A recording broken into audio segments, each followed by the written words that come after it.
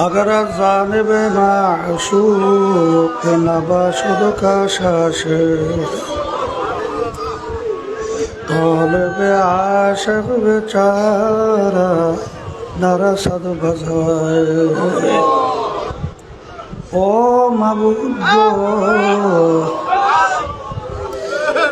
एक फोटा पानी दिए बनी आदम के बनाया এই দুনিয়াতে কয়েকদিন ঘুরাইয়া ফিরাইয়া আবার অন্ধকার কবরে নিয়া যাইবেন। এই দুনিয়াতে আর কাহাকেও থাকতে দিবেন না। ভাই বলি বন্ধুরে বলি কেউ তো আপন না। ভাবিয়া চিন্তা করিয়া দেখিলাম মাওলা ওই অন্ধকার কবরে আপনি ছাড়া কেউ আপন হবে না। ربنا آتنا في الدنيا حسنة وفي الآخرة حسنة وقنا عذاب النار رب ارحمهما كما ربياني صغيرا سبحان ربك رب العزة عما يصفون وسلام على المرسلين والحمد لله رب العالمين ওয়ালাইকুম আসসালাম ওয়া রাহমাতুল্লাহি ওয়া বারাকাতুহু। শোনেন, কয়েক মাদ্রাসা থেকে প্রায় এত সব নাম খাওয়া যায়, মানে আমরা হাই দিব বিয়া একটা টপ টপ করে খালি বাপের নাম আর ঈদ নাম পড়ে যাও। ওই যাইবে কোন জায়গা দিয়া নাম খাও।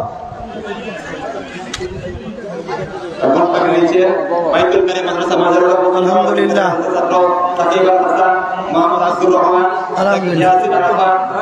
পাখি দাও না কাতে আসো। আলহামদুলিল্লাহ আসো। আলহামদুলিল্লাহ সবাই আলহামদুলিল্লাহ বলেন।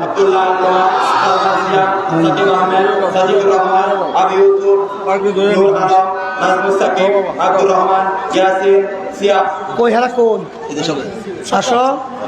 আলহামদুলিল্লাহ বলেন পরের ডা আসো। এই হাফেজ ভাইকে দাও, হাফেজ ভাই আসতে দাও। আলহামদুলিল্লাহ আসো।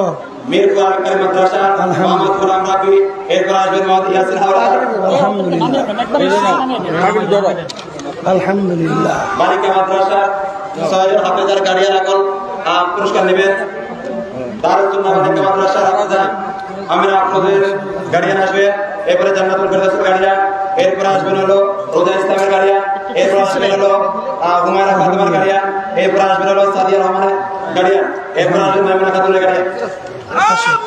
এরপর মাজার রোডে অবস্থিত ফাতেমা জাহরা মহিলা মাদ্রাসা থেকে গার্ডিয়ান আসবে পাগড়ি উম্মে হানি, এরপর আসবে হলো ইসরাত জাহান খাদিজা।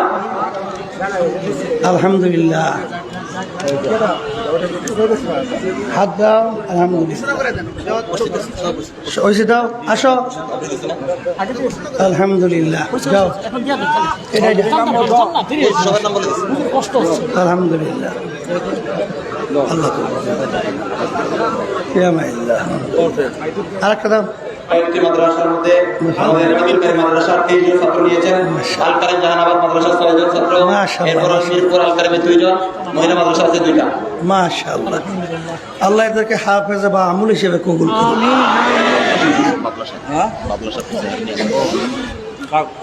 আলহামদুলিল্লাহ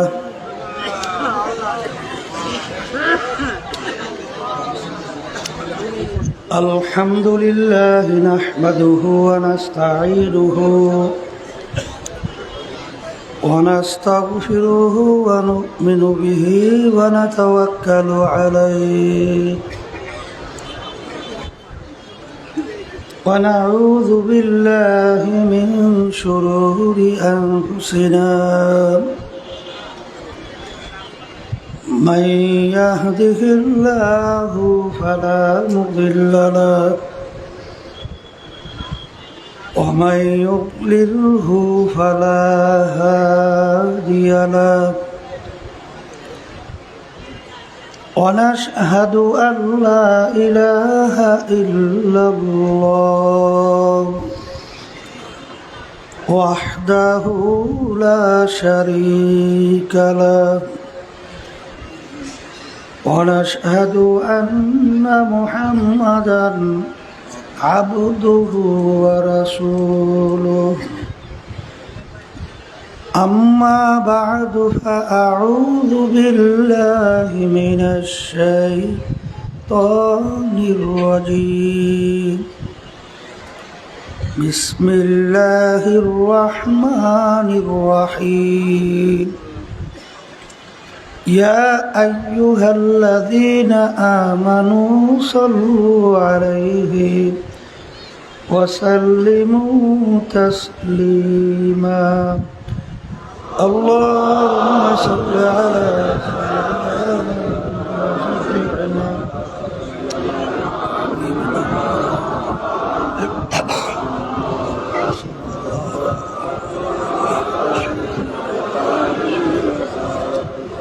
اللهم صل على سيدنا ونبينا شفيعنا وحبيبنا ومولانا محمد صلى الله عليه وعلى آله وأصحابه وبارك وسلم اللهم صل على سيدنا ونبينا شفيعنا وحبيبنا ومولانا محمد صلى الله عليه وعلى آله وأصحابه وبارك وسلم أعوذ بالله من الشيطان الرجيم بسم الله الرحمن الرحيم إن الذين آمنوا وعملوا الصالحات كانت لهم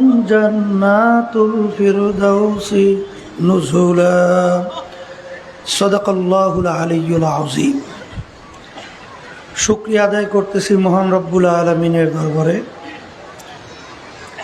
রব্বুল আলামিন ফিতনা ফাসাদের যুগে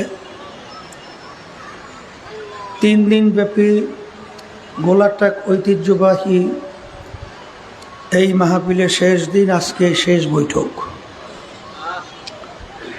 কারো জন্য জীবনের শেষ বৈঠক এইটাই হতে পারে।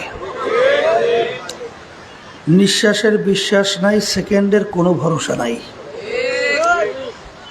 গত বছর অনেকে ছিল, অনেকে আজকে আমাদের মাঝে নাই, কোনো দিন আসবে না।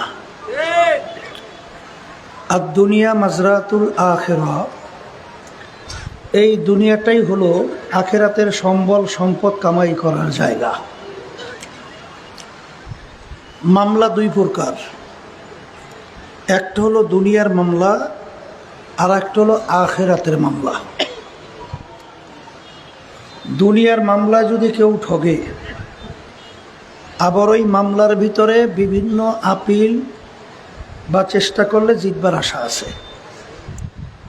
ম্যাজিস্ট্রেট কোর্টে কেউ ঠই গেলে আবার জজ কোর্টে আপিল করে জিতবার আশা আছে।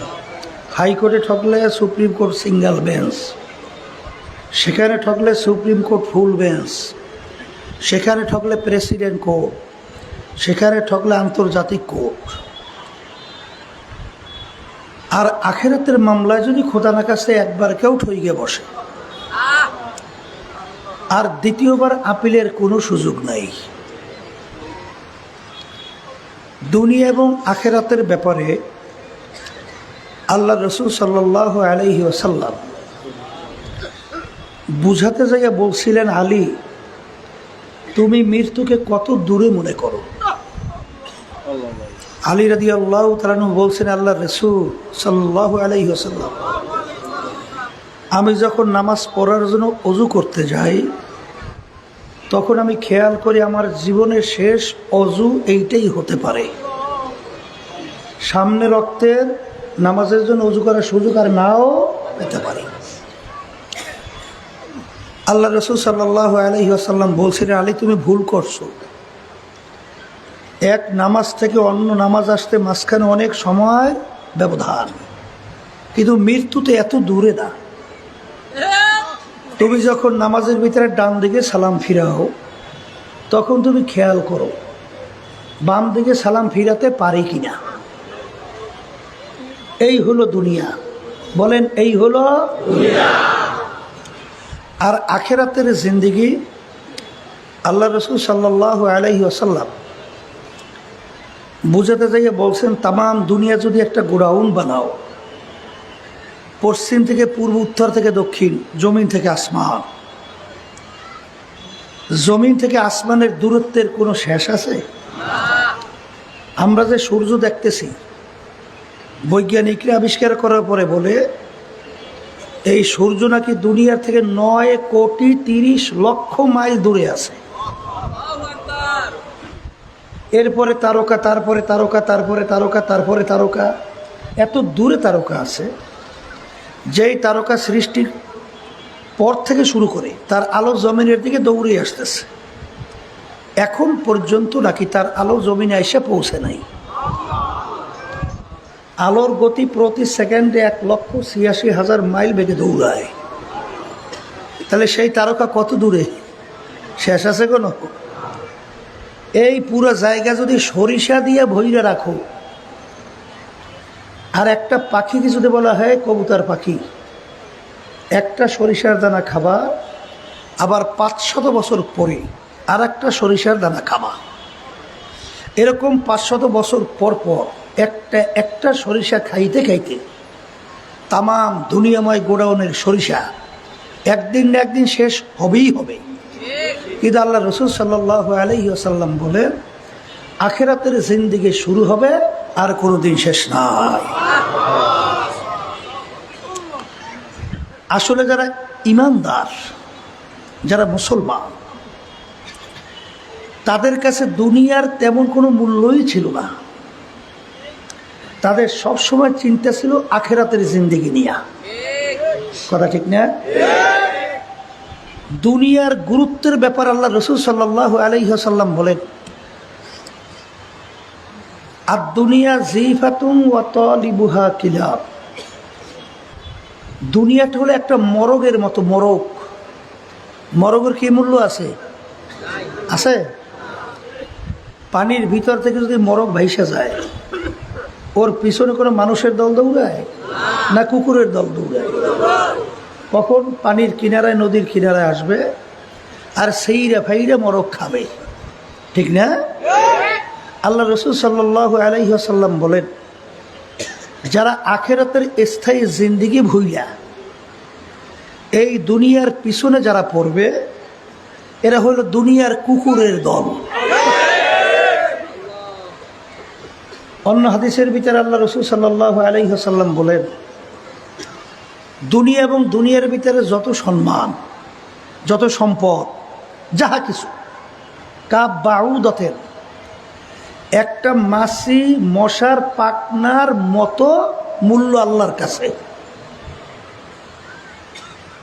1,00,000 মশার পাকনা একত্রিত করে যদি বাজারে নিয়ে যান, কয় টাকায় বিক্রি হয় বলেন? কোনো মূল্য আছে? কিন্তু আল্লাহ রাব্বুল আলামিন মশা পাখির পাকনার কথা কেন বলছেন? কারণ আল্লাহ রাব্বুল আলামিন 18,000 কম বেশি মাখলুকাত সৃষ্টি করছেন। মশা মাছি তাও তো একটা তার সৃষ্টি, কথা ঠিক না? তাই যেহেতু যে জিনিস তৈরি করে যত ছোট হোক, তার কাছে কিন্তু ওইটা একটা মূল্য আছে, কথা ঠিক কিনা? এইটা হইল দুনিয়ার এবং আখিরাতের অবস্থা সম্পর্কে আল্লাহ রাসূল সাল্লাল্লাহু আলাইহি ওয়াসাল্লাম বলছেন। এখন আমার ভাইদেরকে বলবো, পর্দা আলে মা বোনরা যারা শুনতেছেন, আলহামদুলিল্লাহ প্রতি বছরই প্রায় 3 দিন ব্যাপী সর্বনিম্ন মাহফিল হইতেছে। আল্লাহ কবুল করলে হবে, ঠিক না?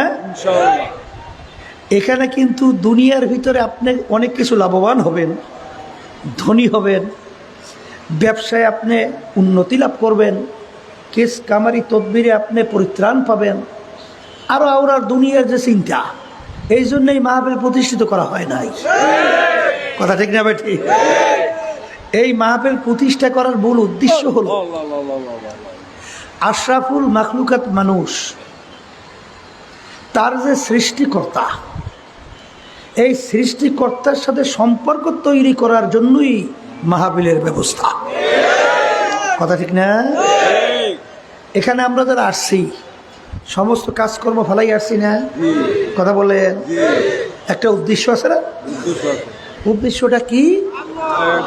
আখেরাতের জিন্দেগিতে জাহান্নাম থেকে বাঁচতে পারবো আর চিরস্থায়ী বেহেশতের ভিতরে যাইতে পারবো। কথা ঠিক কিনা? আচ্ছা, এখন বেহেশতে যারা যেতে চান, জাহান্নাম থেকে বাঁচতে চান, তাদের দুইটা কাজ করা লাগবে। কয়টা কাজ? বলেন বলেন। এক নম্বর কাজ হলো ঈমান আনতে হবে। বলেন কি? আর একটা হলো নেক আমল করতে হবে। বলেন, মুখস্থ করেন। একটা হলো ঈমান, আর একটা কি? এখন ঈমান কাকে বলে? সংক্ষেপ, ঈমান একটা আরবি শব্দ, বাংলা অর্থ বিশ্বাস। বিশ্বাস আবার 23 জিনিসের সমন্বয়। মুখে স্বীকার করা আল্লাহ কয়জন? একজন। বলছি একজন, মুখে বলছি না? অন্তরে আল্লাহ কয়জন? কাজে মুখ, অন্তর, কাজ যখন এক হবে একে বলা হবে কি? ঈমানদার। একে বলা হবে কি? ঈমান। শোনেন, ঈমানের ভিতরে কোনো ভেজাল থাকতে পারবে না। ঈমানের ভিতরে আল্লাহ রাসূল সাল্লাল্লাহু আলাইহি ওয়াসাল্লাম বলেন, আখলিস দীনাকা ইয়াকফিকা আমালুল কলিল। আল্লাহ রাসূল সাল্লাল্লাহু আলাইহি ওয়াসাল্লাম বলেন, নির্ভেজাল ঈমান যদি তোমার থাকে, অল্প নেক আমলের মাধ্যমেই তুমি জান্নাতে যাইতে পারবা। কথা ঠিক? এখন বলতে পারেন, হুজুর নির্ভেজাল ঈমান কি? নির্ভেজাল ঈমান হলো আমরা যখন নাকি ঈমান আনছি তখন আমরা কি বলছি? খায়রিহি ওয়া শাররিহি মিনাল্লাহি তাআলা ওয়াল বা'সি বাদাল মাউত। কথা ঠিক না ভাই? ঠিক। লা ইলাহা ইল্লাল্লাহ অর্থ কি কইছি? আল্লাহ বাদে কেহ মাবুদ নাই, লা মাতলুবা ইল্লাল্লাহ, লা মাশুকা ইল্লাল্লাহ, লা মাহবুবা ইল্লাল্লাহ। এই যে বলছি না গায়রুল্লাহ, এই যে সেন্ট্রাল রুম, কন্ট্রোল রুম, কলব, এই গায়রুল্লাহকে কলব থেকে দূর করা লাগবে। কথা ঠিক না? শোনেন, এই ঈমানকে নির্ভেজাল করার জন্যই এই যে তরিকা, শোনেন, তরিকা মানে রাস্তা। এই যে পীর মুরিদি, আমাদের এই চরমনাই তরিকার নাম কি? চিশতিয়া সাবেরিয়া তরিকা। কথা ঠিক? এই চিশতিয়া সাবেরিয়া তরিকার মুরব্বীদের ভিতরে একজন হলেন রশিদ আহমদ গাঙ্গুহি রহমাতুল্লাহি আলাইহি, যার উপাধি ছিল কুতুবুল আলম। তার 1 লক্ষর মতো হাদিস শুধু মুখস্থই ছিল।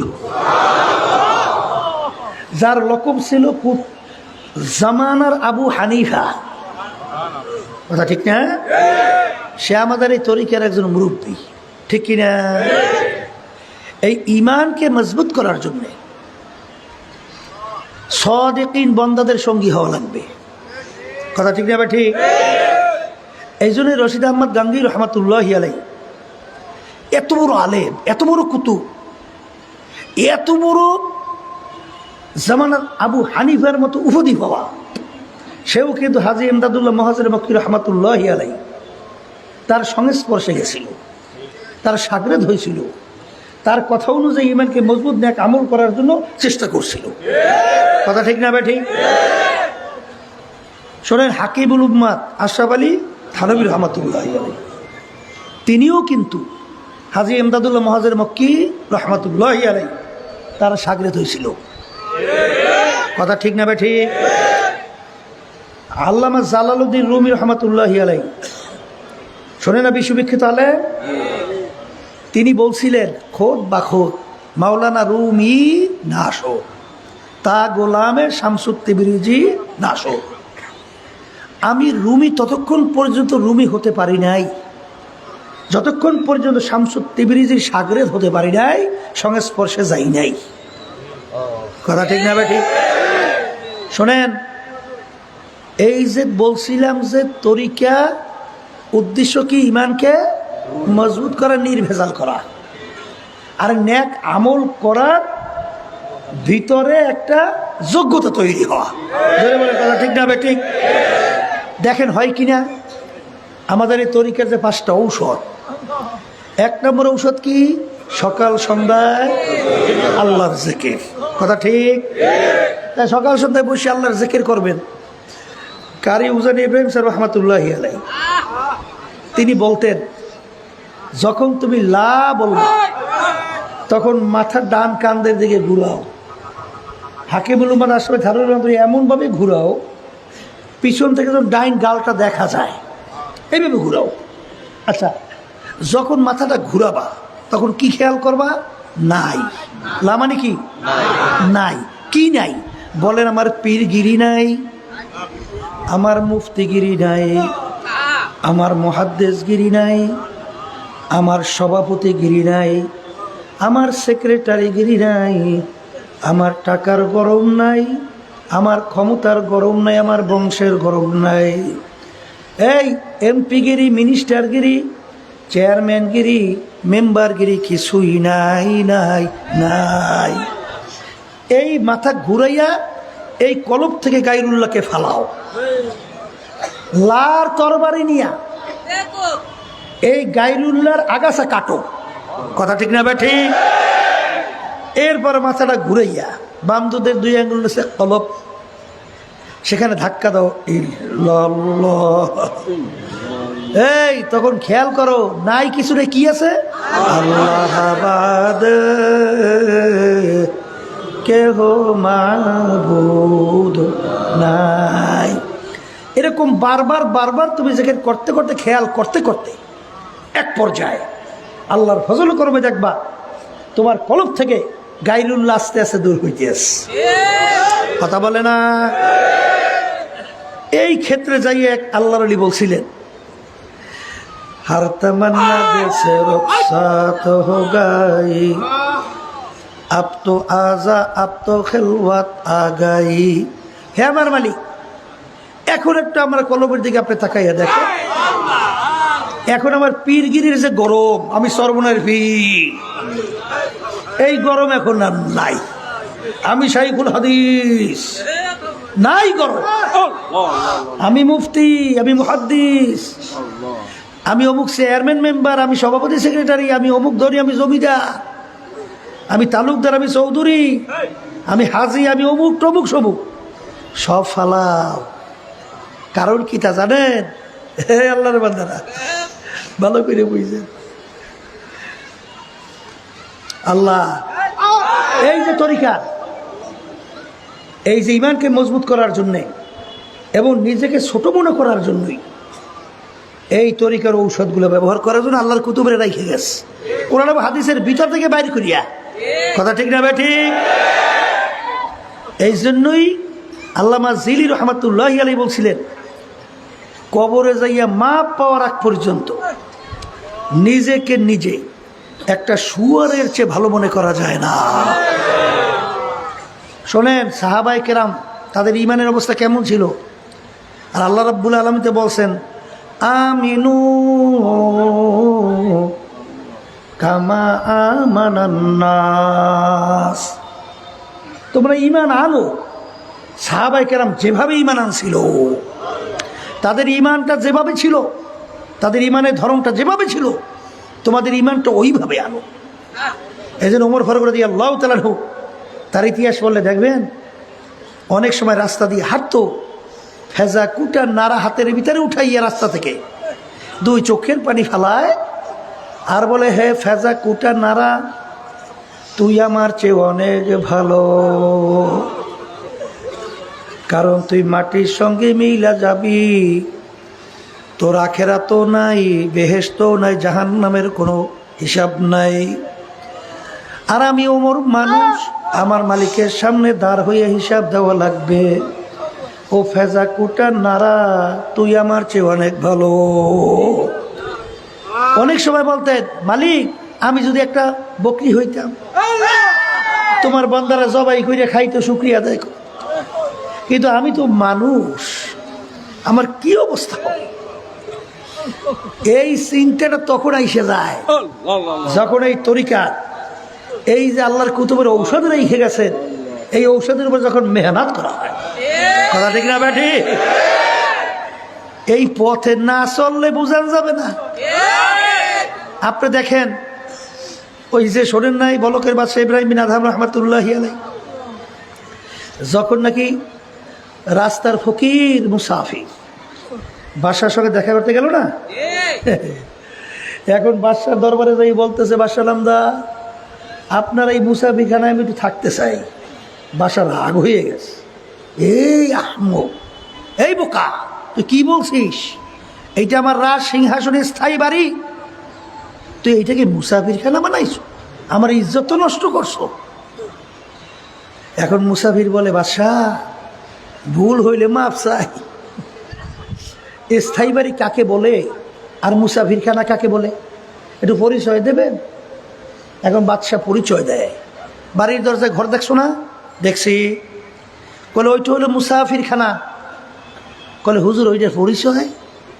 বলে রাস্তায় পথিক চলতেছে, এই রাত দিন শেষ, রাত্রি এসে গেছে, এখন রাত্রে কোথায় থাকবে? অস্থায়ীভাবে ওই মুসাফিরখানায় রাত্রি যাপন করছে, পরদিন ভোরে উঠে আবার তার গন্তব্যের দিকে চলে গেছে। এইভাবে অস্থায়ীভাবে আসে যায়, তাকে বলে কি? আচ্ছা বাদশা, যদি একবার মুসাফির থাইকে চলে যায় আবার এসে থাকতে পারবে? হ্যাঁ পারবে, কিন্তু স্থায়ীভাবে না। কিভাবে? অস্থায়ী। পাইলাম মুসাফিরখানার পরিচয়। বাদশা স্থায়ী বাড়ি কাকে বলে? কলে যেখানে সব সময়ের জন্য মানুষ থাকে। তখন মুসাফির বলতেছে, বাদশা তাহলে দুনিয়া সৃষ্টির পর থেকে মনে হয় এই বাড়িতেই আপনি আছেন। তখন বাদশা বলতেছে, ওরে বোকা, এর আগে ছিল আমার আব্বা, সে কোথায়? কলে সে তো কবরে। কলে সে কি আসবে না? কলে ওরে পাগল মুসাফির, একবার যদি মানুষ দুনিয়া থেকে বিদায় নিয়ে কবরে যায় আর কোনোদিন আসে না। কলে আপনার আব্বার আগে দাদা, সে কোথায়? সেও কবরে, আসবে না? না। তাহলে বাদশা আপনি মনে হয় চিরজীবন থাকবেন? কলে ওরে পাগল মুসাফির, না, কুল্লু নাফসিন যায়িকাতুল মাউত,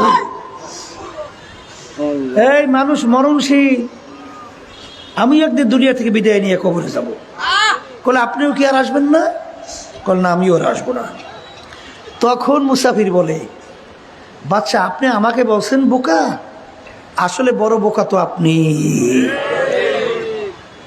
ও বাচ্চা, মুসাফির হাম এহা সব হ্যায়, কবর আখের ঠিকানা, কোই আগে রওয়ানা হ্যায়, কোই পিছে রওয়ানা। হে বাচ্চা, আপনি আমাকে বলছেন বোকা, আসলে বড় বোকা তো আপনি। আপনার বাড়ির দরজায় মুসাফিরখানা, একবার মানুষ থাইকা চইলা গেলে আবার এসে ইচ্ছা করলে থাকতে পারে, কিন্তু আপনার এই মুসাফিরখানা থেকে যদি একবার কেউ বের হয়ে যায় আর কোনো দিন আসে না। এই কথা বলার পরেই বাদশার চিন্তার পরিবর্তন ঘটে গেছে। বলেন বাদশার কি ঘটছে? বলেন কিসের পরিবর্তন? চিন্তার পরিবর্তন। আমি এই বাদশাহী দিয়ে করব কি? আমি এই সম্মান দিয়ে কি করব? আমি এই সম্পদ দিয়ে কি করব? এত দেখতে না দেখতে শেষ। যখন কবরের যাত্রী হব, 3টা সাদা কাপড় দিয়ে আমাকে প্যাঁচ দেবে, মাথার মধ্যে মাজার মধ্যে পায়ের ভিতরে বান্ধিবে, আমাকে প্যাকেট কইরা সোজা কইরা শোয়াইয়া রাখবে। তখন তো আর কিছুই থাকবে না, এই বাদশাহী দিয়ে আমি কি করব? বাদশার চিন্তার পরিবর্তন। বাদশা চলে গেছে, হক্কানি আলেমের কাছে যাওয়া লাগবে। যাওয়ার পরে এখন হুজুর তো ওই কলম সাফ করার জন্য, গায়রুল্লাহ দূর করার জন্য, বাদশাহী দূর করার জন্য এখন তো বিভিন্ন কায়দায় ঔষধ দিচ্ছে, বুঝলেন নাই? এই লাকড়ি টান, লাকড়ি বোঝা বড় বড় বাইন দিয়া বাদশার মাথায় লাকড়ির বোঝা উঠাই দেয়। এই এক জায়গায় দিয়ে আর এক জায়গায় নেই, বাদশাহী ভুল হয়, বুঝছেন? আচ্ছা, এক পর্যায়ে শুনছেন বাদশাহ স্ত্রী বলতেছিল বলে, মলকের বাদশাহ ইব্রাহিম আত্মশুদ্ধির জন্য কলব থেকে গায়রুল্লাহকে দূর করার জন্যে আসছিল, এখন কলব তো শুদ্ধ হয়ে গেছে, তা যেহেতু শুদ্ধ হয়েছে এখন তাকে বিদায় দেন না কেন? পীর সাহেব হুজুর বলতেছে, বিবি এখনো ইব্রাহিম বিন আদহাম বাদশাহী বলতে পারে না, এখনো বলে নাই। বলে বসবো কেমনে? এখন যে লাকড়ি বান্ধে তাকে বলছে লাকড়ির বোঝার একটু বড় করে বান্ধ নিতে যেন কষ্ট হয়, আর যেখানে নামায় সেখানে বলছে সহজে নামাবা না, একটু তাল বাহানা করবা। এই লাকড়ির বোঝা নিয়ে গেছে, ঘাম ছুটে গেছে। এরপরে ভাই আমার কষ্ট হয়েছে, একটু বোঝাটা নামাও। বলে একটু ধৈর্য ধরতে পারেন না মেয়া, কাজটা শেষ করিয়ে লই। ওদিকে তো ঘাম ছুটে গেছে। কলে কিরে ভাই? কলে আর একটু ধৈর্য ধরেন, কাম শেষ করিয়ে লই। এখন ধৈর্যের বাদ ভেঙে গেছে। এখন বলতেছে, ওরে খবিস, যদি আজকে আমার বাদশাহী থাকতো তোকে ব্যাত মাইরা আমি সোজা কইরা দিতাম, মানুষের তাল বাহানা কেমনে করো। তখন হুজুর ডাক দিয়ে বলে, দেখো এখন ইব্রাহিম বাদশাহী বলতে পারে না, কথা ঠিক কিনা? এরপরে কিছুদিন আবার মুজাহাদা, ওই ঔষধ, এই পান করাইতে পারে, ঔষধ ব্যবহার করাইতে করাইতে এক পর্যায়ে বলে এখন বাদশাহী বলছে। বলে তা কেমনে? মেথরের দায়িত্ব দিয়েছে, মেথর ময়লাটা নেগু টাইনে লই যার কারণে শিখেই দিস। যত ইব্রাহিম বিন আদহাম ময়লার হাড়ি নিয়ে রাস্তা দিয়ে যাবে, এমনভাবে ধাক্কা মারবা হাড়ি ফরিয়ে যেন ভেঙে যায়। তার ঠিকই কায়দা মতো ধাক্কা দিস, হাড়িও ভাইঙ্গা, এখন ময়লা ভাইঙ্গে শুইয়া নিজের শরীরও, এবং যে ধাক্কা দিচ্ছে তার শরীর জামা কাপড়ও কি নষ্ট। দোষ কার? যে ধাক্কা দেয় সে না। উল্টা ইব্রাহিম বিন আদহাম রহমাতুল্লাহি আলাই তার পাও জড়াইয়া ধরে কান্দে আর বলে, ভাই আপনি আমাকে মাফ কইরা দেন, আপনার কাপড় চোপড় নষ্ট হয়ে গেছে, ময়লার হাড়ি নিয়ে উচিত ছিল আমার রাস্তার নিচ দিয়ে যাওয়া, আমি রাস্তা দিয়ে কেন চললাম? এখন পাও জড়াইয়া ধরে কান্দে। বাদশাহী বলছে, এখন কি সম্পদ পাইছে? এই সমুদ্র নদীর পাশে বসে সেরা খাতা ছিলায়, বুঝলেন? মন্ত্রী পাশ দিয়ে যায়, বাদশাহী সিরিয়া কি পাইলেন? ও মন্ত্রী, এমন সম্পদ আমি পাইছি দুনিয়ার কোনো বাচ্চা যদি জানতো সমস্ত শক্তি ব্যয় করে আমার সম্পদ ছিনাইয়া নেওয়ার চেষ্টা করত। কি সম্পদ? হাতির ভিতরে সুইচ পানির ভিতরে ফেলাইয়া দিচ্ছে। ডাক দিয়ে বলে, নদীর মাছ আমার সুইচটা উঠাইয়া দেয়, আমার সুইচটা। মাছ মুখের ভিতরে সুইচ নিয়ে হাজির। অনেকের কাছে আশ্চর্য লাগে না? আছে কয় সাহাবায়ে কেরামদের জামাত এক এলাকায় গেছে দাওয়াত দেওয়ার জন্য, দিনের এক আল্লাহর উপরে ঈমান আনো, সেরে কি ছাড়ো, মূর্তি পূজা ছাড়ো, ভূত পূজা ছাড়ো, এই হারাম ছাড়ো, মিথ্যা ছাড়ো, জুলুম ছাড়ো। এলাকার লোক এত খারাপ, দাওয়াত তো গ্রহণ করেই নাই, বরং সাহাবায়ে কেরামরা যে একটু রাত্রি যাপন করবে জায়গাটাও দেয় নাই। এখন সাহাবায়ে কেরামদের জামাতের আমির সে বলতেছেন, তাহলে আজকে রাত্রে আমরা জঙ্গলের ভিতরে থাকবো। কির ভিতরে? জঙ্গলের মধ্যে তো বাঘ, সিংহ, বড় বড় বিষাক্ত সাপ, হিংস্র প্রাণীর অভাব নাই। এখন জঙ্গলের ভিতরে যাইবে, এই এলাকার লোকেরা কইতেছে শুনছ, মুসলমান জাত বলে পাগল। আসলে তো পাগলের দল। ওই জঙ্গলের মধ্যে ওরা থাকবে, একজনকে তো আর জ্যান্ত তালাশ করে কালি পাওয়া যাবে না, সব খাইয়ে সাফ করে বলে বাঘে, সিংহে, হিংস্র জানোয়ারে সব শেষ। ঠিক কিনা? এখন মুসলমানদের জামাতের আমির সাহাবায়ে কেরাম জঙ্গলের ভিতরে ঢুকছে, ঢুকে আমির জংলা পশু পাখিকে লক্ষ্য করে ওয়াজ করতে আছে, বক্তব্য। হে জংলা পশু পাখিরা, আমরা একদল সাহাবায়ে কেরাম আল্লাহর হাবিবের আসছি, আজকে রাত্রে আমরা এখানে যাপন করতে চাই, তোমরা এখান থেকে সইরা যাও। আমির বক্তব্য দিতে দেরি, বাঘটার বাচ্চা মুখের ভিতরে নিয়ে দৌড়, সিংহ বাচ্চা নিয়ে দৌড়ায়, গর্তের ভিতরে বিষাক্ত সাপ উঠা দৌড়ায়, এমনকি গর্তের পিপিলিকা পর্যন্ত ওখান থেকে উঠে একেবারে জায়গা পরিষ্কার। কি বুঝলেন? কি বুঝলেন? কি হ্যাঁ? মাল্লাহুল মাওলা ফালাহুল কুল। যেই বন্দাবান্দি আল্লাহর জন্য হয়, ওই বন্দাবান্দির জন্য আমার মালিকই যথেষ্ট হয়ে যায়। জোরে বলেন কথা ঠিক কিনা? তাইলে জিকিরের মাধ্যমে ঈমান কি হয়? নির্ভেজাল হয়, মজবুত হয়। কথা ঠিক কিনা? হ্যাঁ, শোনেন, এই জন্যই বারবার এই লা ইলাহা ইল্লাল্লাহর জিকির বেশি করতে হয়, হাঁটতে, চলতে, বইতে, শুইতে। যদি এটা করতে পারেন, হাদিসের ভিতরে আসছে, মান ক্বালা লা ইলাহা ইল্লাল্লাহ ফাদাখালাল জান্নাহ, বেহেশতের ভিতরে ঢুকে যাবে। সবাই আলহামদুলিল্লাহ।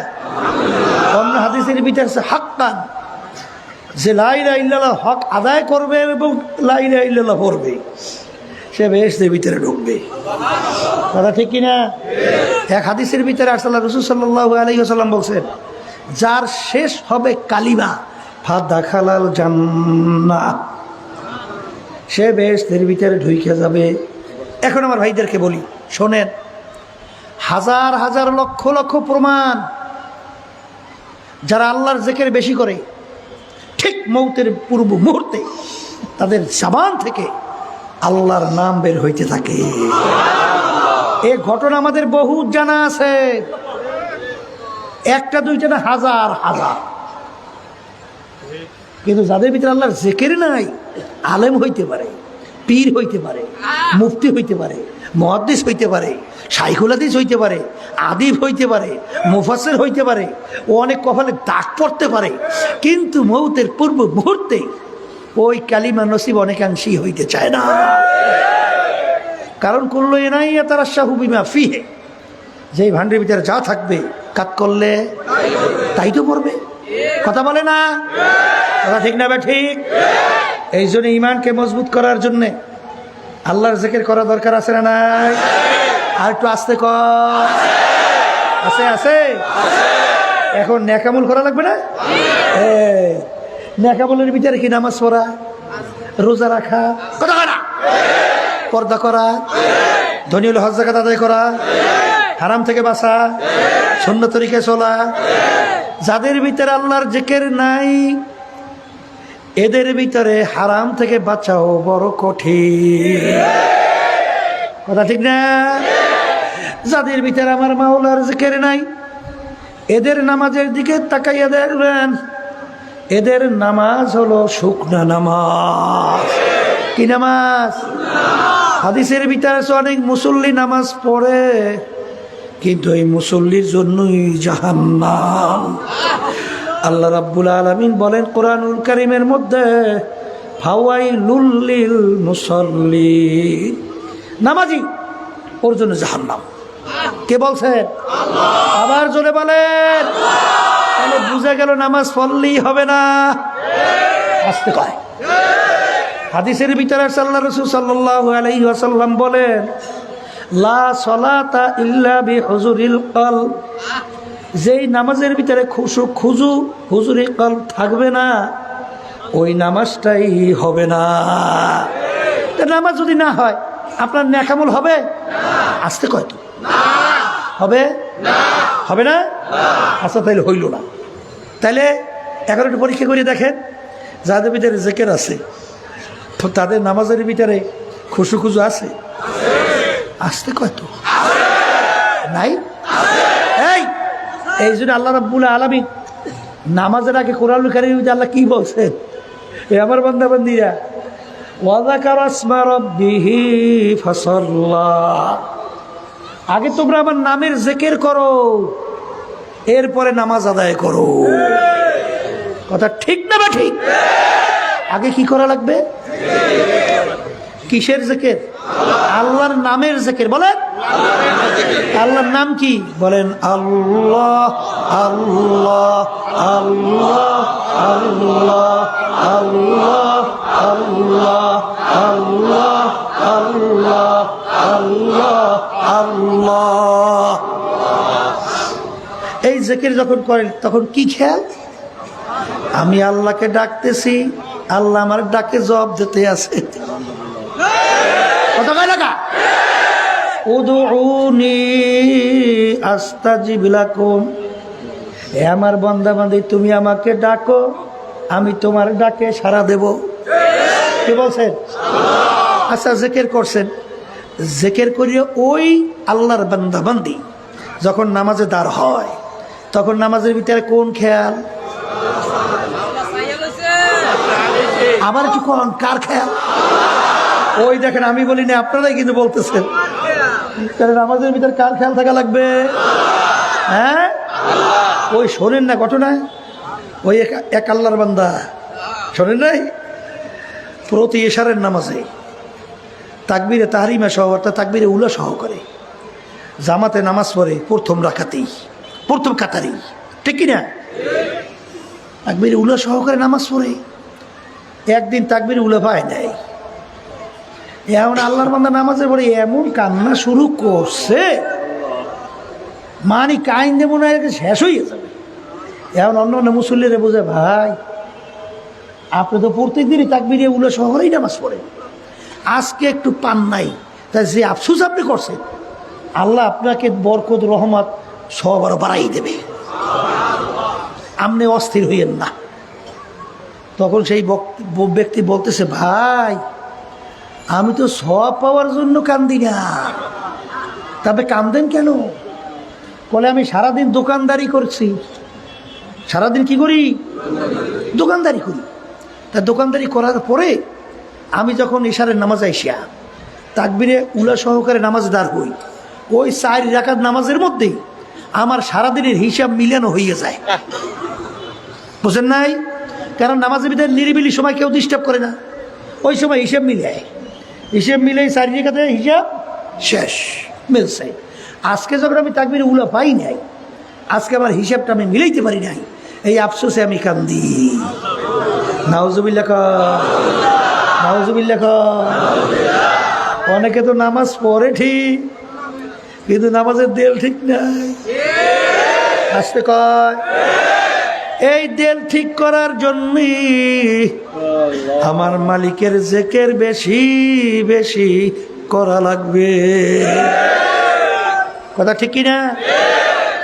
পাগলামি মনে করিয়েন না, আমার কথা না, কোনো পীরের কথা না, কোনো চরমনাইয়ের কথা না, মেয়া আল্লাহর কথা, আল্লাহর রসুলের কথা। জোরে বলেন কথা ঠিক? আমি কোরআন কারীম আয়াত শুনেই নেই, যাকারা ইসমা রাব্বি ফাসাল্লাহ, আয়াত শুনেই নেই যে তোমরা আমার নামের জিকির করো এরপর নামাজ আদায় করো। তা আল্লাহর নামের জিকির করা লাগে না? আসতে কয় লাগে, লাগে লাগে। তাহলে আল্লাহর জিকির বেশি করলে ওই নামাজের মধ্যে খেয়াল আসে কার? যখন বান্দা বান্দি নামাজের ভিতরে দাঁড় হয় তখন তার খেয়াল আসে আমার মাওলা আমার দিকে চাইয়া আছে। যখন আপনি ওস্তাদের সামনে দাঁড় হন তখন আপনি আদব সহকারে দাঁড় হন না, গলার টান সিনা টান করিয়া। আর কাছ থেকে বাপমার সামনে যখন দাঁড় হন আসতে কয় মুরব্বীর সামনে যখন দাঁড় হয়, কথা ঠিক? যেইটাই বুক টান করে গলা টান করে দাঁড় হয় ওটা বেয়াদব। ওরা কি? আর বেয়াদব মাহরুমে গাছ তাজ ফজলে রব, যারা কি বেয়াদব হয় আল্লাহর রহমত থেকে বঞ্চিত হয়। কি আমি ভুল বলছি না ঠিক বলছি? অনেকে নামাজ পড়ে তো ঠিক, ও আল্লাহ আমাকে 2 রেখাত পড়তে পারি নাই, 1 রেখাত পড়তে পারি নাই, এর মধ্যে 4 রেখাত শেষ। আপনারা দেখেন নাই মনে হয়, আমরা কিন্তু দেখছি কোন সময় দাঁড়াইছে, কোন সময় রুকুতে গেছে, কোন সময় সেজদা করছে, আল্লাহ জানে আর ও জানে। ও মনে হয় পাগল হয়ে গেছে, কোন সময় লাভ দিয়ে মসজিদে নামবে। না ভুল না ঠিক? হ্যাঁ, এই নামাজ আল্লাহ পড়তে কইছে। হ্যাঁ, এই নামাজ পড়তে কইছে, তাইলে নামাজের ভিতরে দিল ঠিক করা লাগবে না? কি দরকার লাগবে? এই দিল ঠিক করার জন্যই আল্লাহর জিকির বেশি করা লাগবে। কথা ঠিক? কারণ বান্দাবান্দি যখন তার হয়, খেয়াল কার? রুকুতে যায় তাসবিহ আদায় করে, খেয়াল কার? সেজদায় যায় তাসবিহ আদায় করে, খেয়াল কার? বৈঠকে বসছে, এই বিভিন্ন তাশাহুদ পড়ে না, না পড়ে না? দুরূদ শরীফ পড়ে না? খেয়াল কার? আচ্ছা, এই খেয়াল করে নামাজ পড়ার জন্য, এই আমলের ভিতরে নেক আমল হওয়ার জন্যে আল্লাহর জিকির করা লাগে। একটু আসতে কর, লাগে লাগে। একটু পরীক্ষা করিয়ে দেখেন, পরীক্ষা করিয়ে দেখেন। আর হাদিসের মধ্যে আসছে, আল্লাহ রাসূল সাল্লাল্লাহু আলাইহি ওয়াসাল্লাম বলছেন, কিয়ামতের ময়দান যেদিন অন্য কোনো ছায়া থাকবে না, একমাত্র আল্লাহর স্পেশাল আরশের ছায়া ছাড়া, একমাত্র আল্লাহর স্পেশাল আরশের ছায়া, সেদিন 7 প্রকার লোককে রব্বুল আলামিন ডাইকা ডাইকা তার আরশে ছায়া দান করবে। কয় প্রকার? এর ভিতরে 1 প্রকার, কলবুহু মুআল্লাকুন ফিল মাসাজিদ।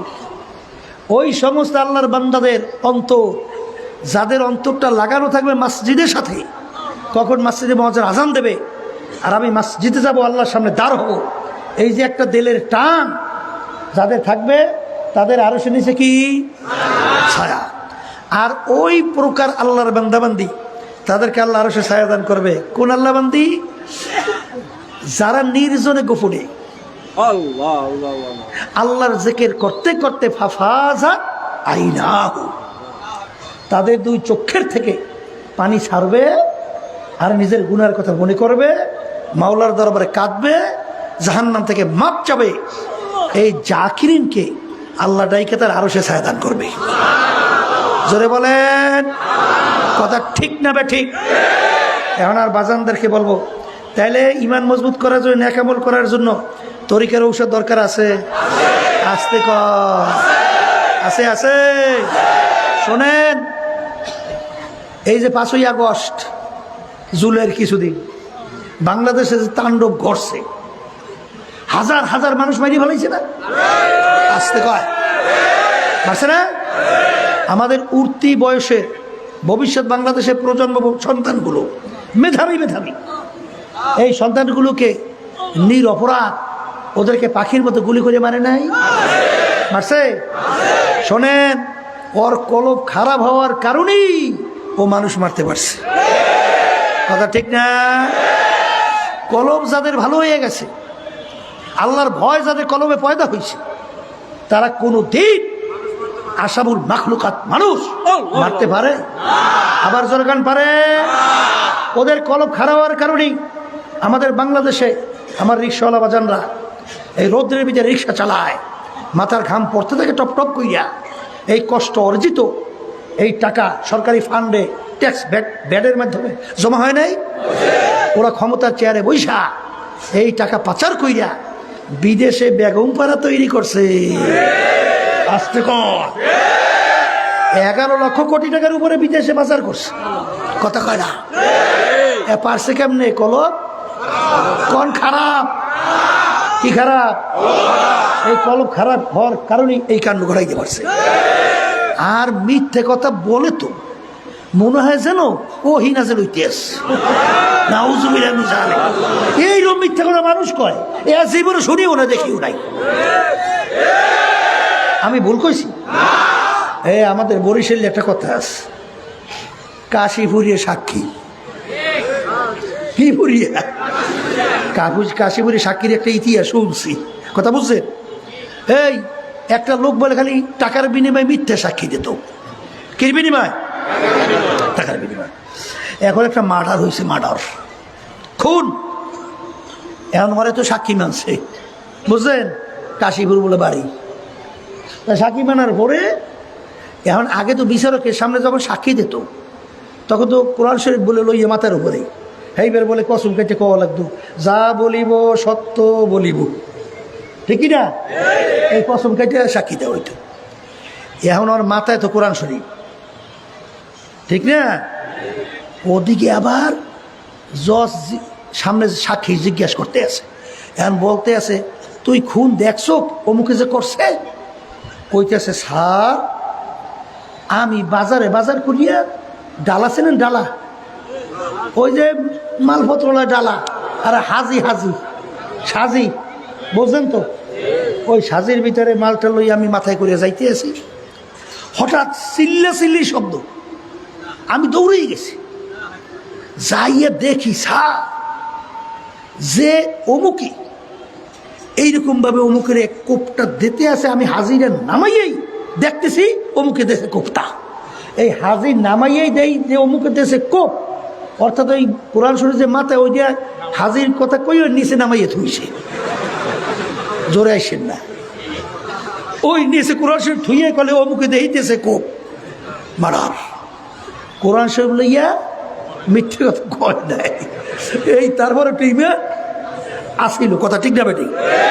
আর এই যে দেখলাম ইদানিং ঘটনা, এ মনে হয় যেন একেবারে দিব্যি কইতে আছে, মনে হয় যেন বেরেস লাইতে আছে, নাচে লইতে আছে। আল্লাহ আমার সবাইকে মাফ করিয়ে দেয়। কারণ কি? কলব খারাপ। আবার জোরে কর, কি খারাপ? কলব খারাপ। এই জন্য মিথ্যা কথা কইতে বাঁচেও না, ঠিক না? আর সবচেয়ে বড় কবিরা গুণের ভিতরে একটা হইল মিথ্যা সাক্ষী, কথা ঠিক? এই জন্য আমার বাচ্চাদেরকে বলবো, এই রোগ থেকে বাঁচার জন্য, কলব ভালো করার জন্যে এই তরিকার ঔষধ লাগে। আমি আসতে গেছি, আপনারা দিয়ে আসতে করেন। এক সে বাজানরা আছে খালি হুজুর গোয়া শুনে কান সুখ করিয়ে ঘরে যাইয়া না একটা না ঘুমায়, ফজরের নামাজে তার কাছে উঠে, জোরে বলে, কথা ঠিক না ঠিক? ওরে ওয়াজ শুনিয়া খুব মজা পাইছে।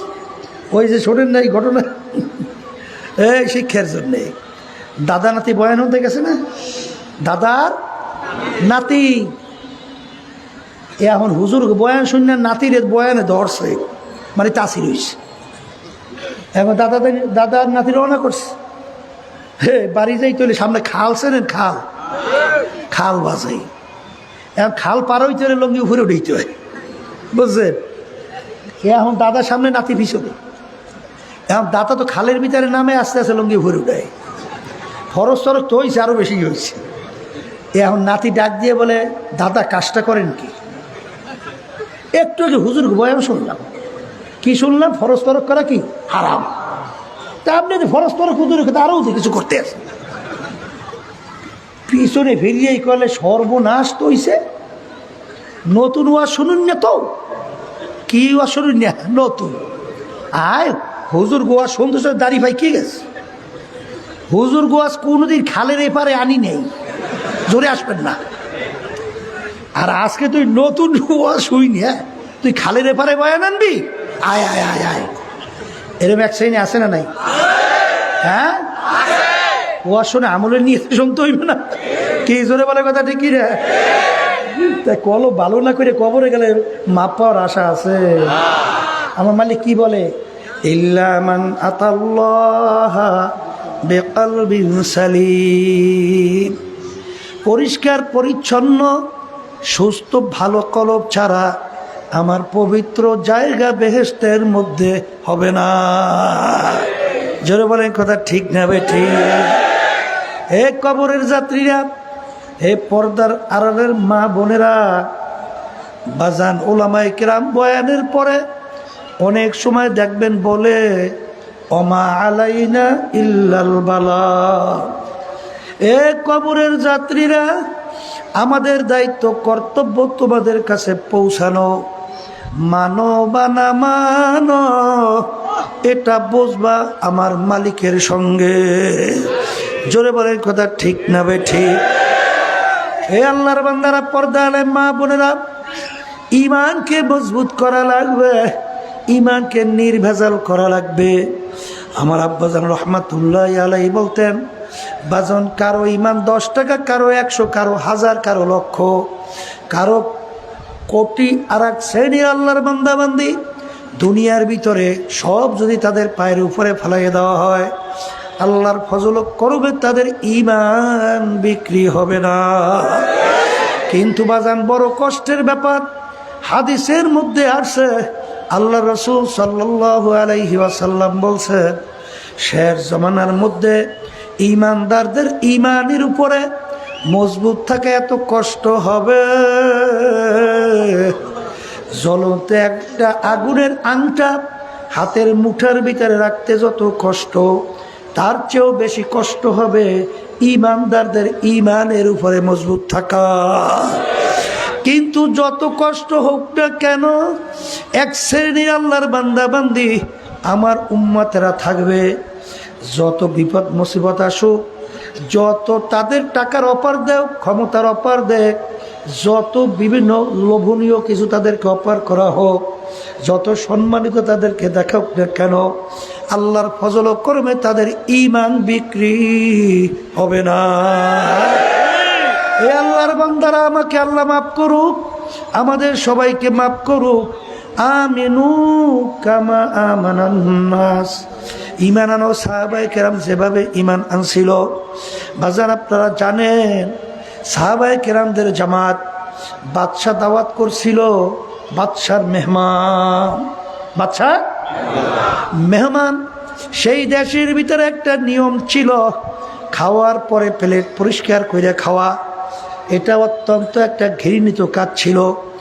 এলাকায় এক একটা ঘৃণিত কাজ আছে না? এই তাদের দেশের ভিতরে প্লেট পরিষ্কার করে খাওয়া, এটা একটা ঘৃণিত কাজ। আর ইসলামের ভিতরে ওইটা কি? হ্যাঁ, এই সাহাবায়ে কেরামদের জামাত, তারা কি প্লেট পরিষ্কার করে খায় কি খায় না? কিন্তু বাদশা, তাদের দেশের নিয়ম প্লেট পরিষ্কার করে না খাওয়া। এখন বাদশার মেহমান যদি তারাই ঘৃণিত কাজটা করে, বাদশা সমাজে লোকদের কাছে মুখ দেখাতে পারবে না যে বাদশাও ছোট লোক, দাওয়া উদ্দেশ্য নাউজুবিল্লাহ একদল ছোট লোক। কথা বলে না কেন? কথা ঠিক না বে ঠিক?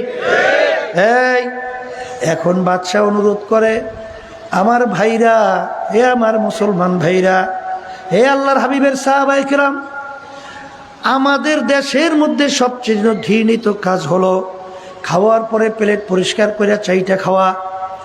আর আপনারা তো সুন্নাত হিসাবে এইটা খান, আপনারা প্লেট পরিষ্কার করে খান। আজকে বাদশার মেহমান আপনারা, আমার সম্মান রক্ষার জন্য আজকে আমার অনুরোধ, আজকে আপনারা এই কাজটা করবেন না, তাইলে কিন্তু আমি সমাজের ভিতরে মুখ দেখাতে পারবো না। তাদের ঈমান কেমন মজবুত ছিল! সাহাবায়ে কিরামদের জামাত, তারা ডাক দিয়ে বলে, বাদশা রে,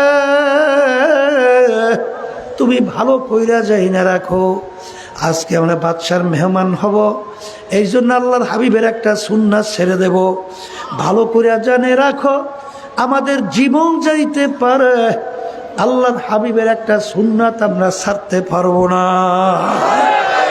এই হলো তাদের ঈমান।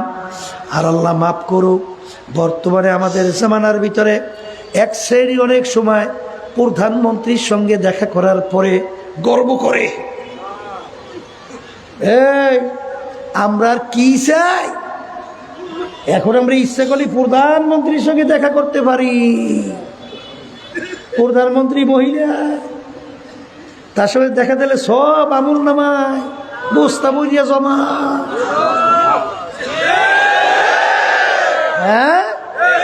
হ্যাঁ, আমরা আর কি চাই?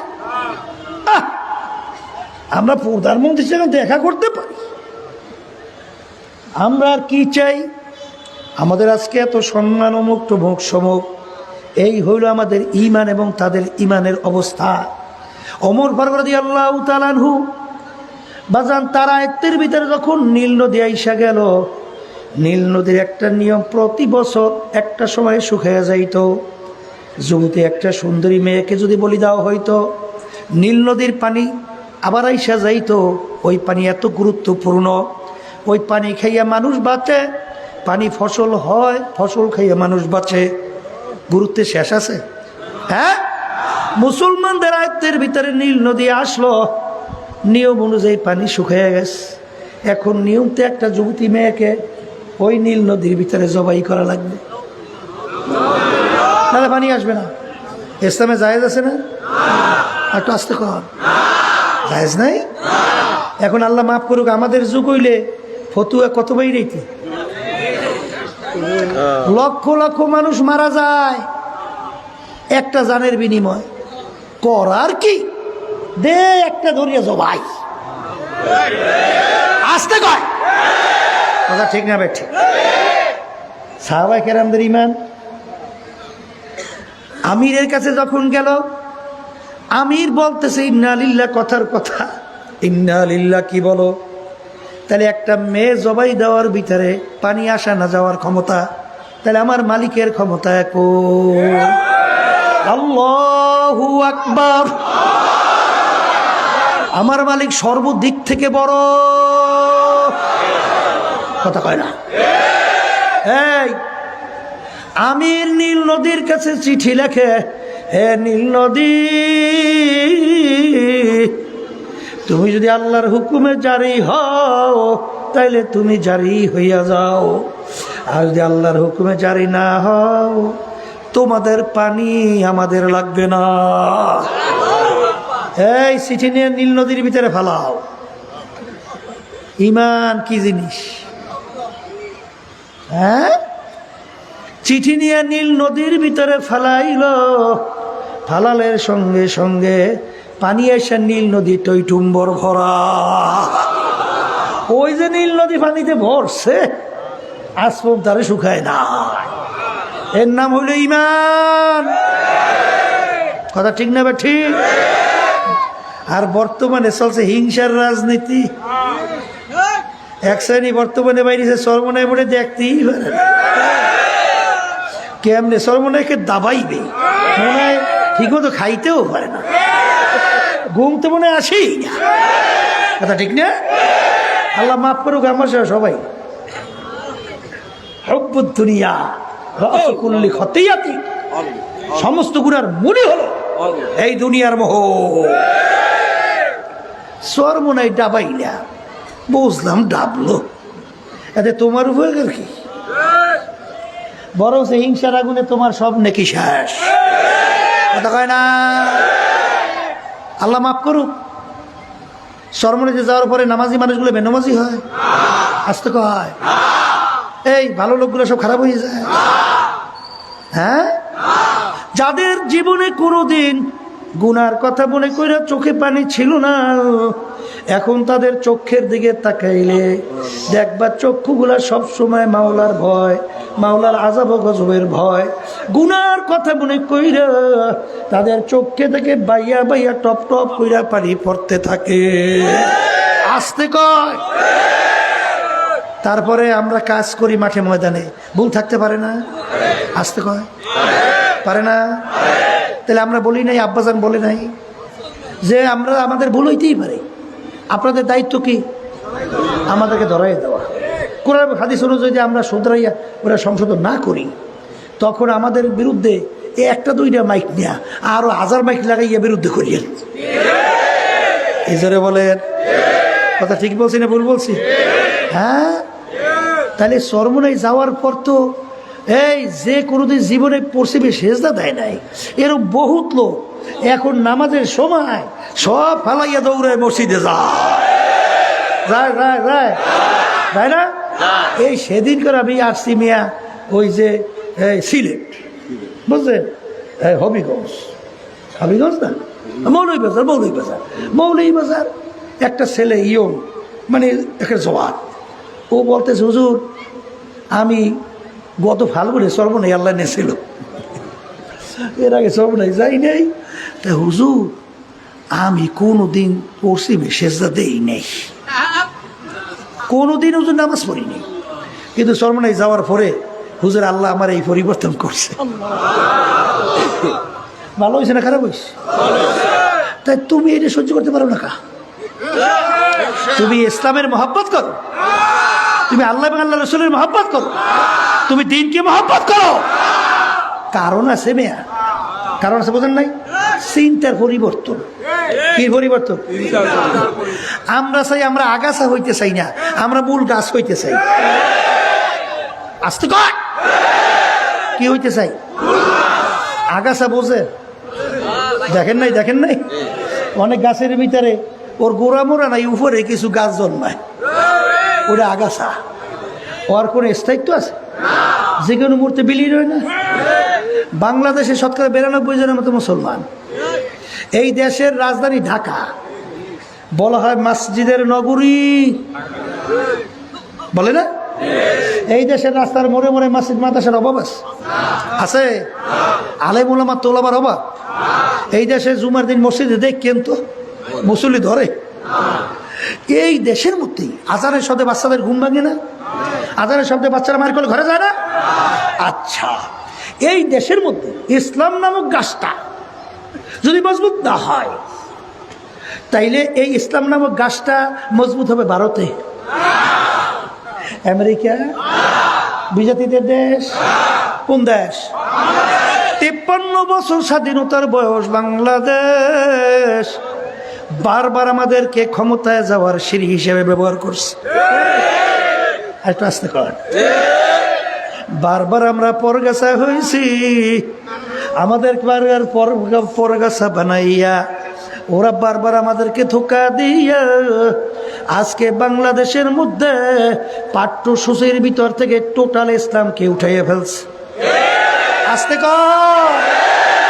ইসলামের ইতিহাসকে বিকৃত ঘটাইয়া মিথ্যা ইতিহাসের মাধ্যমে আমাদের ভবিষ্যৎ প্রজন্ম সন্তানদেরকে ইসলাম মুসলমান বিদ্বেষী বানাবার তৈরি। আসতে কর, কথা ঠিক না বেঠি? ইসলাম নামক গাছটা মজবুত হয়েছে? আর তো আসতে কর। কিন্তু এই দেশে কি মজবুত হওয়ার সুযোগ নেই? নাই নাই নাই নাই নাই। ইসলামী আন্দোলন বাংলাদেশ আল্লাহর ফজল ও করমে আপনাদের দোয়ায় 1987 সালে প্রতিষ্ঠিত হয়েছে। কত? কিন্তু আজ পর্যন্ত ইসলামী আন্দোলনের ব্যানার এবং তার মার্কা একজন এমপিও কিন্তু সংসদে যায় নাই। এখন কইতে পারেন হুজুর আমাকে সমর্থন নাই, যাইবেন কেমন? কিন্তু যারা ফরগাছা হয়েছে তাদের সে বড় কিন্তু সমর্থন কম না। আর একটু আসতে ঠিক না বেটি? মনে করছো আমরা ইচ্ছা গেলে 2, 4, 5, 10টা 15টা এমপি আমরা পাই না, পাই না। হ্যাঁ, এই যে 24-এ নির্বাচন কাছে ফাটকি জুটকি নির্বাচন 7 জানুয়ারি, কথা কয় না? এই নির্বাচনে সরকার আমাদেরকে কি আলোচনা করছে তো আমি জানি, কথা বলছেন নাই? হ্যাঁ, কিন্তু পরিষ্কার বলছি যে ভালো করে যাই না রাখে, রাজনীতি করি ইবাদতের জন্যে, নট এমপি, নট মন্ত্রী, নট সম্পদ, নট টাকা পয়সা কিছু, কথা বলছেন নাই? এই এখানে আমাদেরকে যদি এই সিঁড়ি হিসেবে ব্যবহার করতাম, আমরা যদি ওদের সাথে তালে মিলাইয়া 2, 4, 5, 10টা 15টা এমপি পেতাম, এরপরে টাকা ধোয়ার বোঝেন না, বস্তা বস্তা অভাব আছে নাই? সম্মানও তো খুব, অমুক দলের নেতা আইছে, কথা কয় না কা? এমপি আইছে, মন্ত্রী সাহেব আইছে, কত কায়দা, কথা কয় না কা? এই পরিষ্কার ভালো করে চিন্তা ভাবনা কইরা দেখছি, আমাদেরকে বারবার মাথায় থুইয়া নুন খাইয়া বড়ই খায়, নুন থুইয়া থুইয়া বড়ই খাইয়া বারবার ইসলামকে পারি নিচে ফলাইয়া পারাইয়া ধ্বংস করে।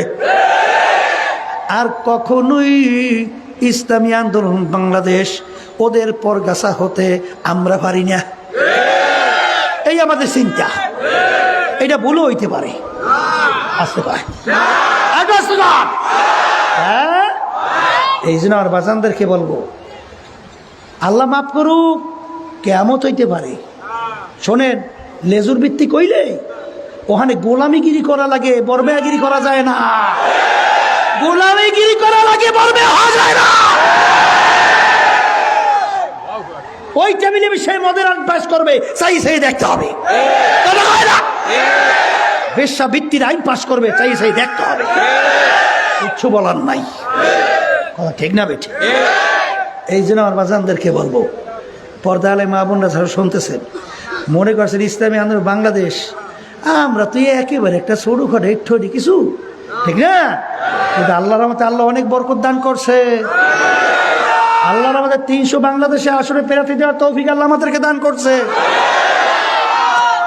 বুঝেন, বাংলাদেশের ভিতরে আল্লাহর রহমতে আপনাদের দোয়ায় ইসলামের বিরুদ্ধে, দেশের বিরুদ্ধে, মানবতার বিরুদ্ধে যখন কোনো ষড়যন্ত্র হয়, আল্লাহর রহমতে যখন এই অন্যায় প্রতিবাদী, যখন হকের ন্যায়ের পক্ষে আওয়াজ দিয়া যখন রাজপথে নামি, আল্লাহর রহমতে আর কিছু হোক না হোক, ওই শয়তানদের কলিজের ভিতরে আগুন ডরে ভয় দিত, আর কিছু হোক না। ঠিক না? অনেক খবর তো জানি। এই যখন নাকি ঘটনা, ওই যে শোনেন নাই, ওই যে বাংলাদেশে নাম ছিল না, ওই যে শাহবাগে তৈরি হয়েছিল এক গ্রুপ, মনে আছে? কি জানি গ্রুপটার নাম?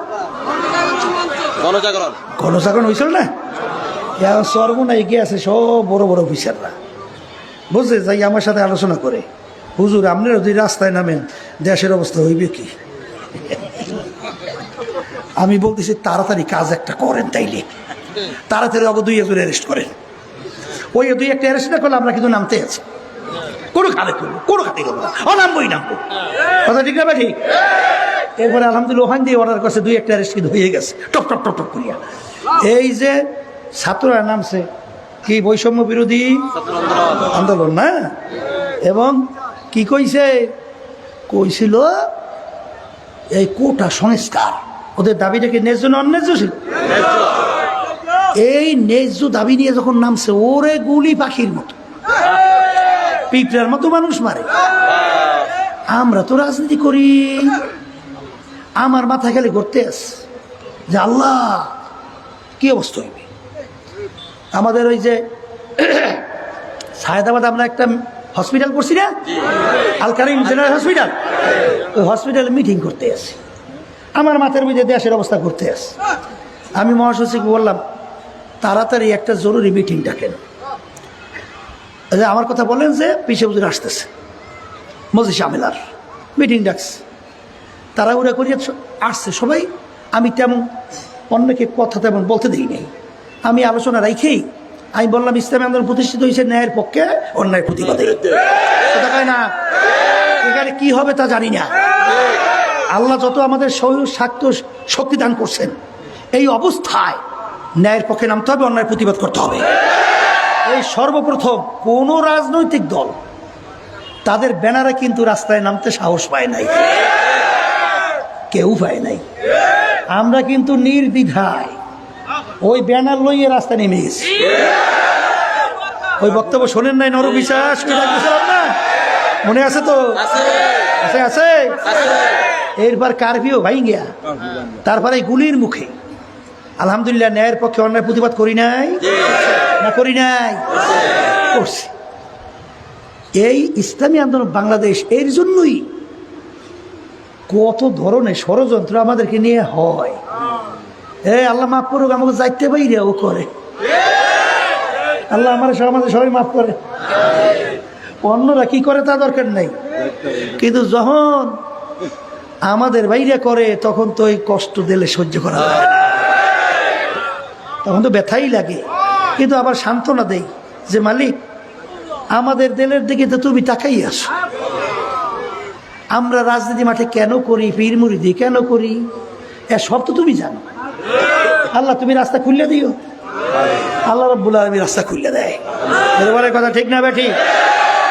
ওয়ালা তাহিনু ওয়ালা তাহজানু ওয়া আনতুমুল আ'লাউনা ইন কুনতুম মুমিনিন। কথা ঠিক? এখানে আল্লাহ কৌশলের কথা কইছে, কইছে? কোনো কৌশলের কথা বলছে না। এখানে আল্লাহ রাব্বুল আলামিন বেশি লোক জমাতের কথা বলছে, আসতে কয় অস্ত্রের কথা বলছে, অন্য কিছু বলছে? তোমাদের চিন্তা ভয় নাই, তোমরাই বিজয় হবে যদি তোমরা মুমিনের চরিত্র অর্জন করতে পারো। আল্লাহ আমাকে আমাদের সবাইকে মুমিনের চরিত্র অর্জন করার তৌফিক দান করো। এ কবরের যাত্রীরা, পর্দার আড়ালের মা বোনেরা, ভালো করে মনকে বুঝা, তারপর কবরে রওনা করো। কারণ বাজান কলম নরম, চোখে পানি ছাড়া জাহান্নামের আগুন কিন্তু ঠান্ডা হবে না। কারণ আল্লাহ রসুল বলছেন, মান বাকা মিন খশিয়াতিল্লাহ হারামাল্লাহু তিলকাল আইনা আলান নার। যেই চক্ষু মাওলার ভয় কাঁদবে, ওর জন্য জাহান্নামের আগুন হারাম। জোরে বলেন কথা ঠিক না বে ঠিক? আল্লাহ রাসূল সাল্লাল্লাহু আলাইহি ওয়াসাল্লাম অনেক সময় এমন ভাবে কাঁদতেন, হাদিসের ভিতরে আছে কান্নাহু তল্লু, মনে হয় হালকা বৃষ্টি পড়তেছে। সাহাবায়ে কেরাম কিভাবে কাঁদতেন? ওমর ফারুক রাদিয়াল্লাহু তাআলা আনহু, তাল গাল মুবারকে দুইটা কালো দাগ পর্যন্ত পইরা গেছিল। আমার বাজানদেরকে বলবো, পর্দা আলে মা বোনদেরকে বলবো, আমার আব্বাজান রহমাতুল্লাহ আলাইহি বলতেন, যেই মামলার তদবির নাই ওই মামলারও কিন্তু খালাস নাই। এই জন্য আল্লাহর ওলিদের ইতিহাস পড়লে দেখবেন, সাহাবায়ে কেরামদের ইতিহাস পড়লে দেখবেন, তাদের দুনিয়ার কোনো মূল্যই ছিল না। সব সময় চিন্তা ছিল কিভাবে আমার মাওলাকে রাজি খুশি করা যায়, কোন কাজে আমার মাওলা বেজার, সেই পথে এক পাও জীবন গেলেও দিত না। আর যেই মাওলা পথে আমার মালিক খুশি, হুশ থাকতে জীবন থাকতে সেই পথ ছাড়ে নাই। জোরে বলেন কথা ঠিক কিনা? আর এই মন তৈরি করার জন্যই এই তরিকা শোনেন, হক্কানি তরিকা, আল্লাহর খাস বান্দারা, আপনাদের আমাদেরকে আল্লাহর সঙ্গে সম্পর্ক তৈরি করার জন্যই আপনার আমার জন্য ঔষধের ব্যবস্থা করে গেছেন। আমি বাজানদেরকে বলো, পর্দারে মা বোনদেরকে বলবো, এই ঔষধ পরীক্ষা করিয়া দেখো। আমার দাদাজান বলতেন, পরিবর্তন না আসলে গালি দিও।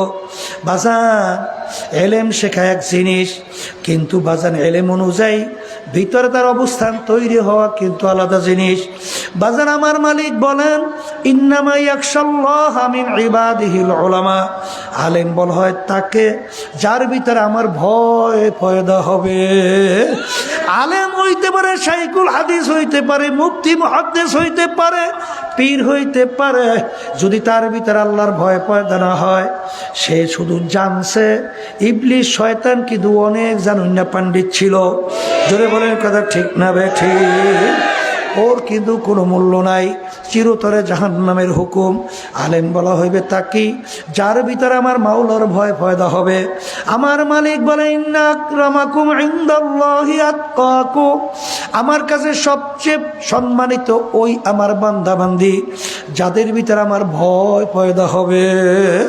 আর বাজান মাওলার জিকিরের মাধ্যমে, কোরআনুল কারীম তেলাওয়াতের মাধ্যমে, বাজান মৌতের মুরাকাবা বেশি বেশি করার মাধ্যমে আমার মালিকের ভয় ভিতরে পয়দা হয়। বাজান আল্লাহর খাস বান্দাদের সংস্পর্শে গেলে আল্লাহর ভয় পয়দা হয়। বাজানদেরকে বলবো, আলেম ওলামারা হলো রুহানি ডাক্তার, কোরআন এবং হাদিসের নিয়ম। তোমাকে আমাকে রাখাল হিসেবে তোমাদেরকে বলে যে আল্লাহর বান্দারা, পর্দা আলেম মা বোনেরা, দুনিয়া চাকচিক্যময়। কারণ জিবরাইল আলাইহিস সালাম জাহান্নামের চতুর্পাশ আমার মালিক দেখাইল, বেহেশতের চতুর্পাশ দেখাইল, বেহেশতের ভিতর, জাহান্নামের ভিতর।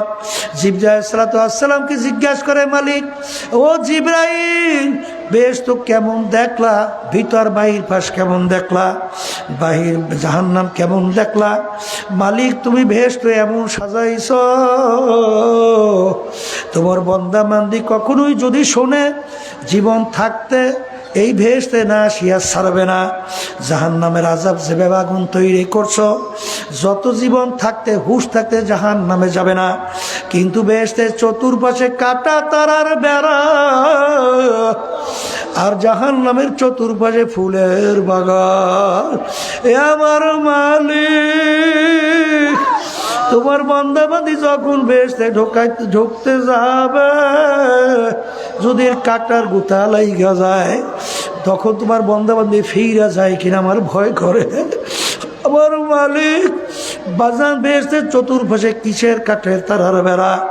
বাজান ফজরের সময় মুয়াজ্জিন শীতের দিন যখন মাসির আজান দেয়, সালাতু খায়রুম মিনান নাওম, ঘুম হইতে নামাজ ভালো।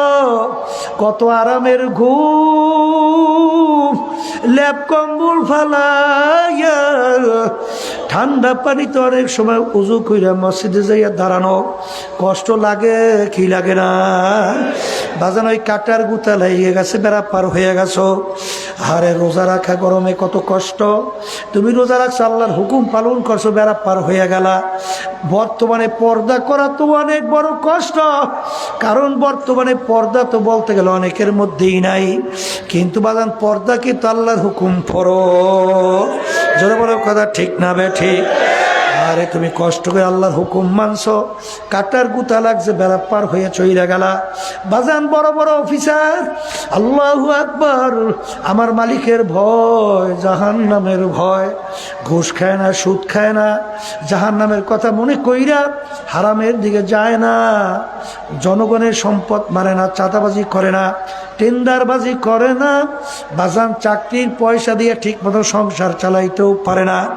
এমনকি স্ত্রীও টিটকারি মারে স্ত্রী যে কেমন বেটা তুমি, বলে এত বড় অফিসার, তোমার সংসারও তো ঠিক মতো চলে না।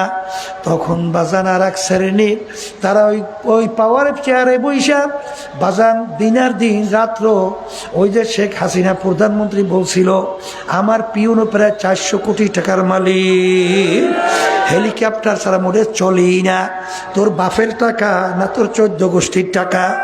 আমাদের বাংলাদেশের প্রতিটা 18 কোটি মানুষের জনগণের কামাই করা টাকা। জোরে বলো কথা ঠিক না ঠিক? বাজান দিনের দিন রাত্রে আঙ্গুল ফুইলা কলা গাছ হওয়া যায়, আঙ্গুল খুইলা বট গাছ হওয়া যায়। বাজারে আরামের কোনো শেষ নাই, কিন্তু ওই অবস্থায় ঘুষের থেকে ফেরা, সুদের থেকে ফেরা। কারণ আল্লাহ রসুল বলছেন ঘুষ দাতা দেউন্যা নেউন্যা দোনোটা জাহান্নামী। আর সুদের 70টার মতো গুনাহ, এর ভিতরে ছোট্ট গুনাহ নাউজুবিল্লাহ ঘৃণা জমাবার জন্যে, মায়ের সঙ্গে অপকর্মের চেয়েও ঘৃণিত নাউজুবিল্লাহ। এত বড় ভয়াবহ এই সুদের গুনাহ, আল্লাহকে যে ভয় করে সে কোনোদিন সুদের কাছেও যাবে না। জোরে কাও আজান, ওই কাটার গুতা লাগছে, বেড়া পার হইয়া গেছে। যুবক যুবতীরা, মেয়েরা ছেলেদের সঙ্গে আড্ডা মারতে কত মজা, যুবক ছেলে মেয়েদের সঙ্গে আড্ডা মারতে কত মজা। বাজান রে,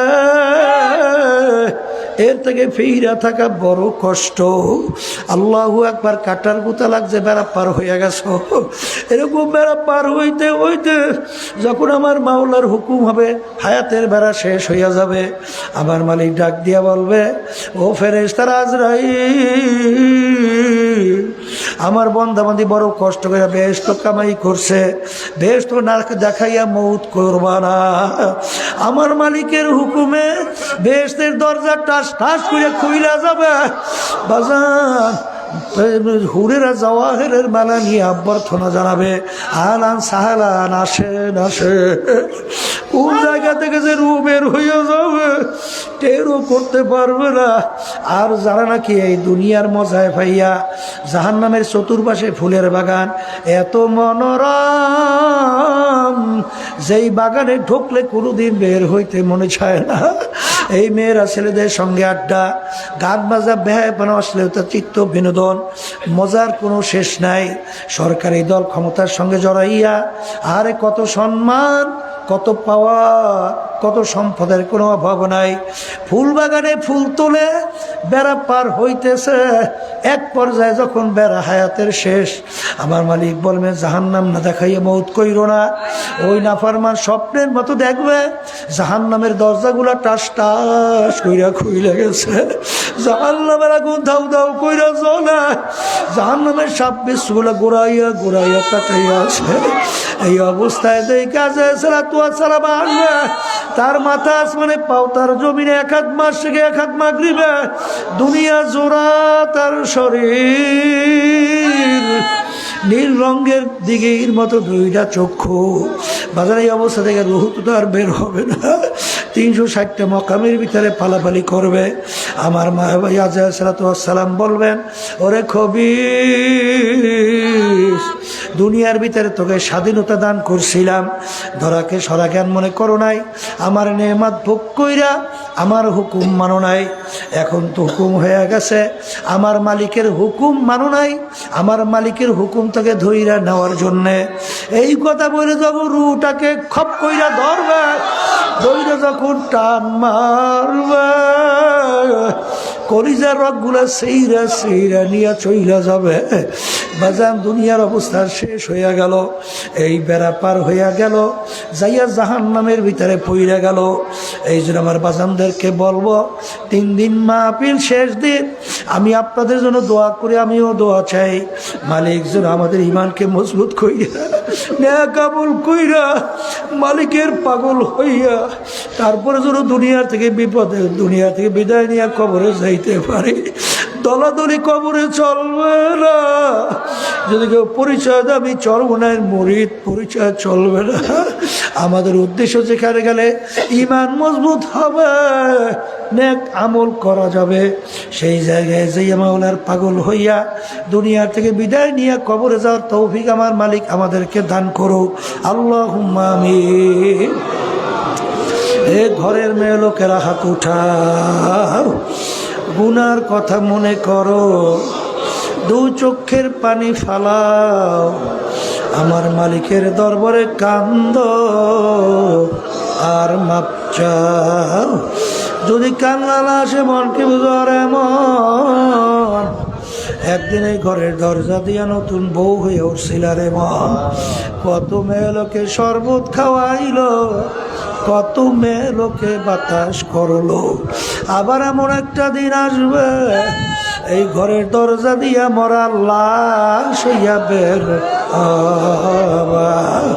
ছেলে কানবে মামা করে, মেয়ে কানবে মা করে, জবাব তো আর দিবা না। এ আল্লাহ আপনি মাঠের দিকে চাইয়া দেখে আপনার বান্দারা কিভাবে কান্দে। আমাদের ছেলেও মরে নাই, মেয়েও মরে নাই, গুনাহ করে বসছি রে, মাফ করে দেন গো মাওলা, মাফ করে দেন। এ আল্লাহ জাতির উসিলায় মাহফিল হইল, যারা মাহফিলের জন্য চেষ্টা কাটনি সাহায্য করলো, আমরা যারা মাহফিলে উপস্থিত হয়ে গেলাম, আমাদের সবার উপরে খাস মেহেরবানি নাজিল করেন আল্লাহ। এ আল্লাহ, আমরা যারা হাত তুলছি জানি না উপস্থিত কার আম্মা, কার আব্বা, কার দাদা দাদু, নানা আত্মীয় স্বজন ওই অন্ধকার কবরে শুয়ে রয়েছে। মালিক আমরা দোয়া করলাম তাদের কবরকে বেহেশতের বাগান বানায়া দেন আল্লাহ, মাহফিলকে হেদায়েতের জরিয়া বানায়া দেন। এ আল্লাহ, কে কোন নিয়ে হাত তুলছে জানি না, সবাই দিলেন নেক মাকসাদ পুরা করে দেন। সুবহান রাব্বিকা রাব্বিল ইজ্জাতি আম্মা ইয়াসিফুন ওয়া সালামুন আলাল মুরসালিন, আলহামদুলিল্লাহ।